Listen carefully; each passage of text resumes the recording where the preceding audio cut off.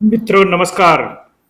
टमाटर की मार और महंगाई से परेशान तमाम लोगों को ढेर सारी शुभ कामनाएं और सहानुभूति। शुभकामनाएं इसलिए क्योंकि वह अपनी रईसी और संपन्नता का इससे प्रदर्शन कर सकते हैं कि देखो, इस महंगाई में भी वह अब भी उतने ही टमाटर वैसे ही खा रहे हैं। और सहानुभूति इसलिए क्योंकि टमाटर महंगे हैं और बिना टमाटर के आपकी ज़िंदगी नहीं चल पा रही है और सारा कुछ एक जगह ठहर गया है। तो सहानुभूति आपके साथ होनी चाहिए। जबकि बरसात के मौसम में हर साल सब्जियों की यही हालत रहती है, क्योंकि जो सप्लाई चैन और उत्पादन है वो टूट जाता है। उत्पादन बरसात होने लगता है, सब्जियों की जो बेल होती है उसमें फूल और फल दोनों नहीं लगते हैं। ऐसे में मानी हुई बात है, सब्जियों का रेट बढ़ता है।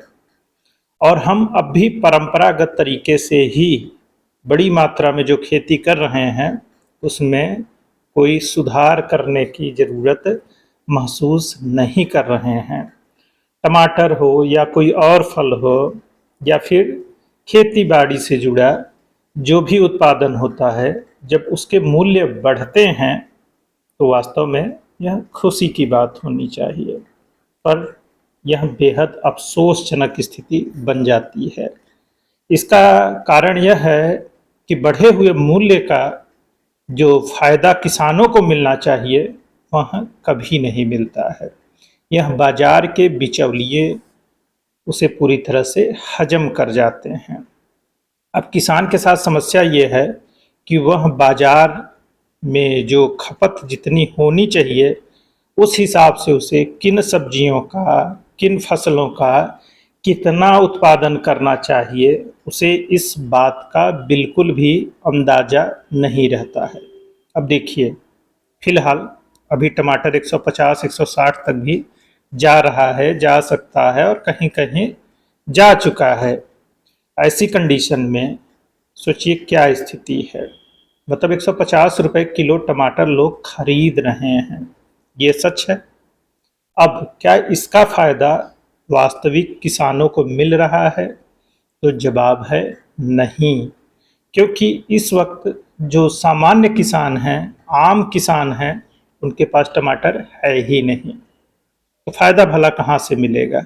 अभी 1.5-2 महीना पहले ही 10 रुपये किलो भी टमाटर पूछने को कोई तैयार नहीं था और उसे सड़कों पर फेंका जा रहा था।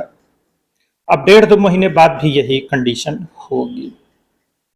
इसी के लिए 3 फार्मर्स बिल लाया गया था, जिसमें सरकार का खूब विरोध हुआ।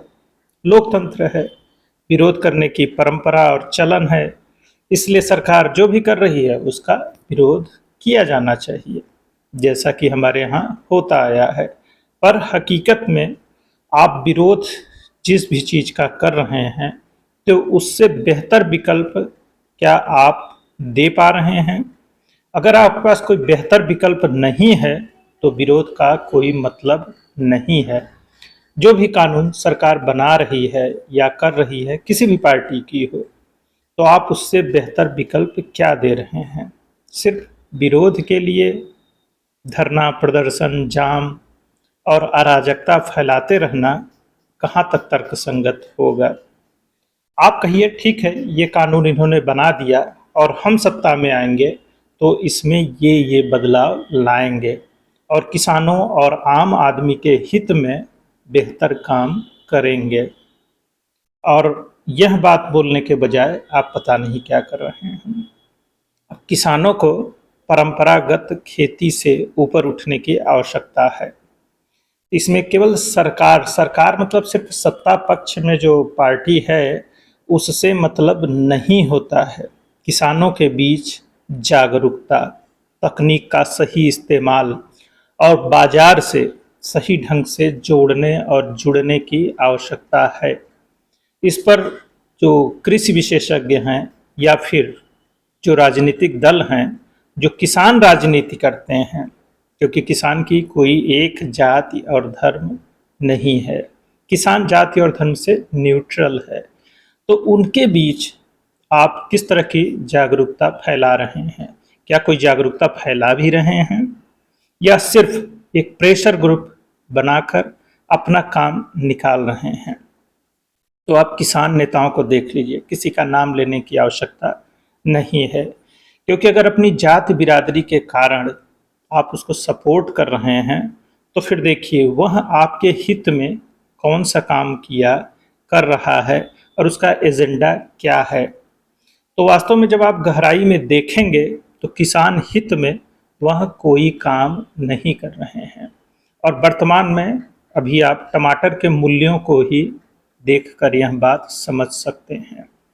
जब कृषि से आमद होने वाली किसी चीज़ की कीमत बढ़े तो उसका वास्तविक फायदा किसानों को मिलना ही चाहिए।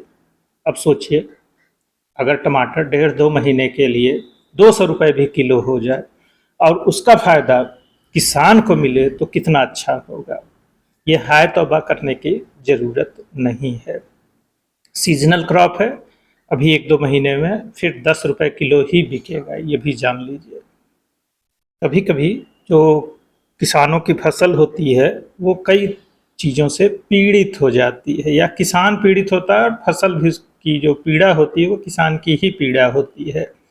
तब आप नोटिस करेंगे कि बाढ़, बीमारी, सूखा और बाजार में घटते बढ़ते मूल्य, यह सब मिलकर किसान को केवल बर्बाद करते आए हैं। और यह सरकारी नियम कानून या फिर मदद से इस समस्या का समाधान नहीं हो सकता है।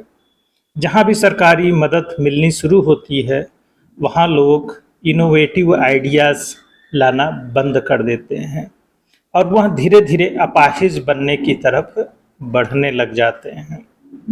और जो आदमी 1000 रुपये कमा सकता है वह 100-200 रुपये में सिमट कर रह जाता है। अब देखिए, जैसे दलहन, तिलहन, हम 60% से ऊपर अब भी खाद्य तेलों का आयात कर रहे हैं और अब भी हम दालों के मामले में आत्मनिर्भर नहीं हैं। तब सोचिए किसान को सबसे ज़्यादा फायदा किन चीज़ों में होगा?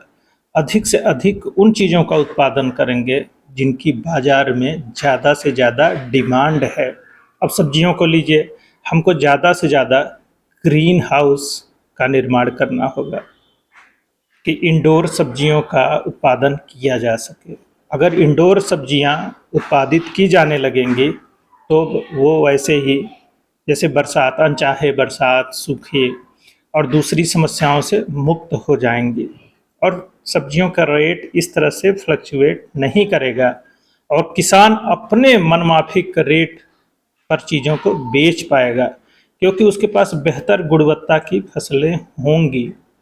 ऐसे में रोना बंद करिए और क्या कहा जाए, आप सही ढंग से बाज़ार से जुड़िए और नए विकल्पों को ढूंढिए और यह काम आप ही का है, कोई और नहीं करेगा। इसी के साथ अभी की बात को यहीं पर विराम देते हैं। जय हिंद, जय भारत। अगर मेरी बात आपको अच्छी लगी हो तो हमारे भी चैनल को लाइक, सब्सक्राइब और शेयर करिए। धन्यवाद।